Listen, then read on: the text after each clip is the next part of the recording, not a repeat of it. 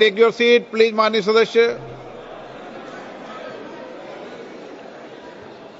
माननीय सदस्यगण, शुद्धि के अद्यतन मत विभाजन का परिणाम इस प्रकार है।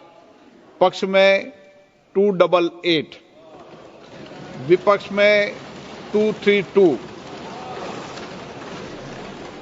प्रस्ताव स्वीकृत हुआ और विधेयक यथा संशोधित पारित हुआ।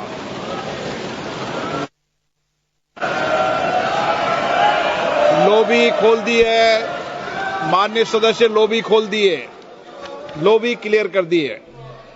अब हम आइटम नंबर 13 अगर जो मुसलमानों को प्यार था पाकिस्तान से वो चले गए, जिनको इस हिंदुस्तान से प्यार था, वफा थी, वो आज इस हिंदुस्तान के अंदर है।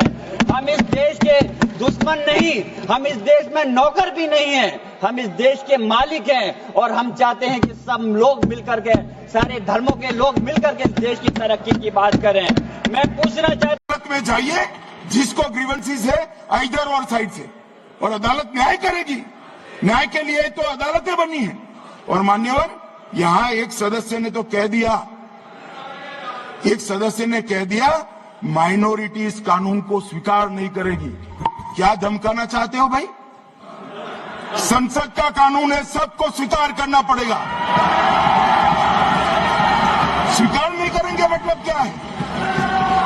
कैसे बोल सकते हैं कोई? हम कानून को स्वीकार नहीं करेंगे। एक कानून भारत सरकार का है, हर एक पर बंधन करता होगा और इसको स्वीकार करना पड़ेगा।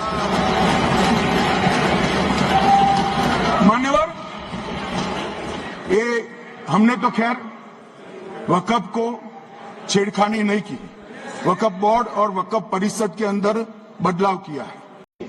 सबसे ड्रैकोनियन प्रोविजन इस एक्ट में था तो सेक्शन 40 था।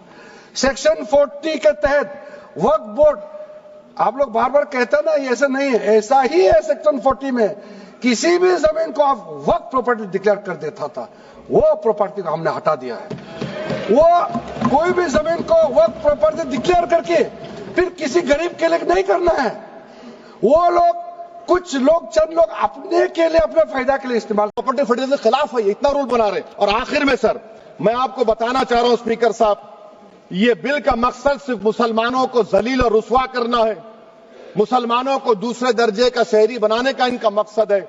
सर, अगर आप हिस्ट्री को पढ़ेंगे तो महात्मा गांधी उस वक्त के व्हाइट अफ्रीका में, सफेद फार्म अफ्रीका के कानून को महात्मा गांधी ने कहा था कि ये मेरा कॉन्शियंस इसको मानता नहीं है, मैं इस कानून को कबूल नहीं करता हूं। तो महात्मा गांधी ने क्या किया? उन्होंने उस कानून को फाड़ दिया। तो मैं गांधी की तरह इस कानून को फाड़ता हूं। ये अनकॉन्स्टिट्यूशनल है सर। इस देश में झगड़े पैदा करने का काम बीजेपी करना चाहती है मस्जिद और मंदिर के नाम पर, इसीलिए मैं इसका कंडेम करता हूं। और मैं आपसे गुजारिश करता हूं कि मैंने अपने 10 अमेंडमेंट दी हैं, आप इसको कबूल करिए सर, मुझे बोलने का मौका दीजिए और उस पर डिवीजन का मैं डिमांड भी करूंगा। Thank you. अध्यक्ष महोदय, भारतीय जनता पार्टी क्या है?